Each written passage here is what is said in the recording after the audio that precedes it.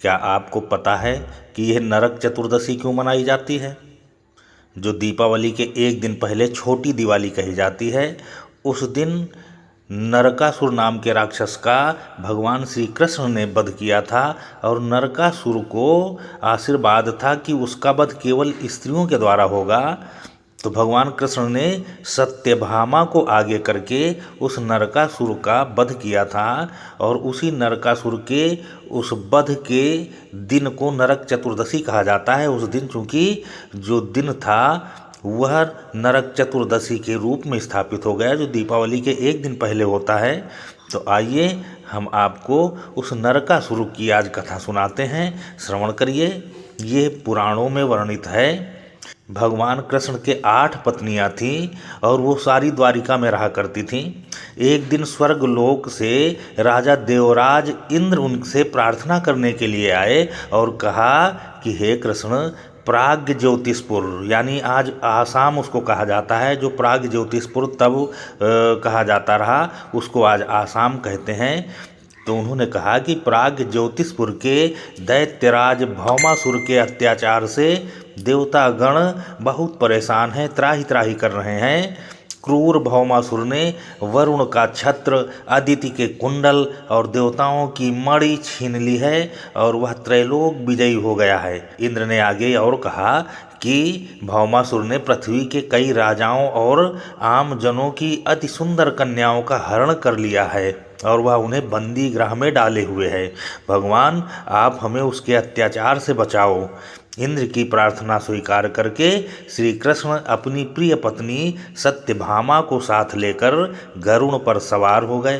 प्राग ज्योतिषपुर पहुँचे। वहाँ पहुंचकर भगवान कृष्ण ने अपनी पत्नी सत्यभामा की सहायता से सबसे पहले मुर नामक दैत्य सहित मुर के 6 पुत्र, उनके नाम थे ताम्र, अंतरिक्ष, श्रवण, विभावसु, नभस्वान और अरुण, इनका संहार किया।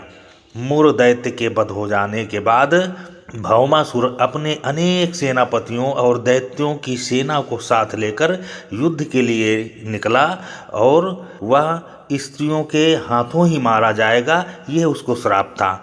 इसलिए भगवान श्री कृष्ण ने अपनी पत्नी सत्यभामा को सारथी बनाया और घोर युद्ध के बाद अंत में कृष्ण ने सत्यभामा की सहायता से उसका वध कर डाला।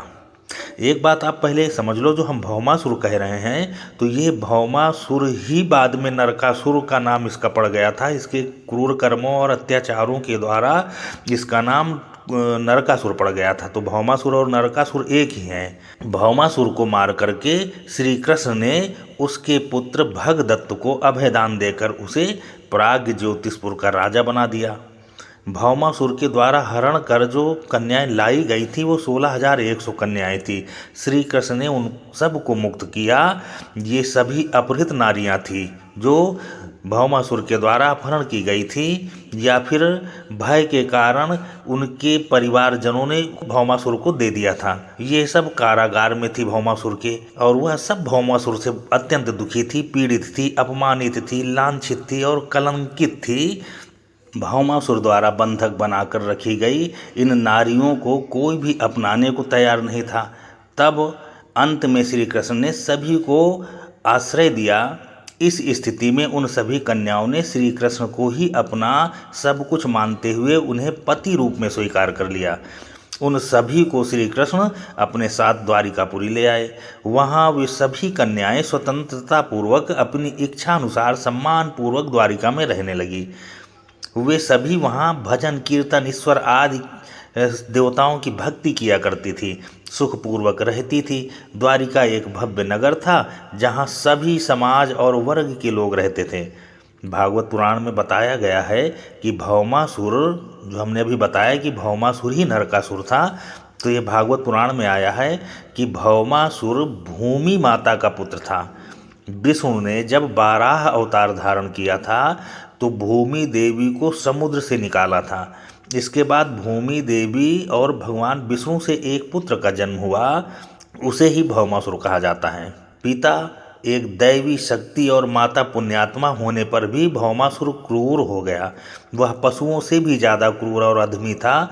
उसकी करतूतों के कारण ही उसे नरकासुर कहा जाने लगा। नरकासुर प्राग ज्योतिषपुर का दैत्यराज था। उसने इंद्र को हराकर इंद्र को उसकी नगरी से बाहर निकाल दिया।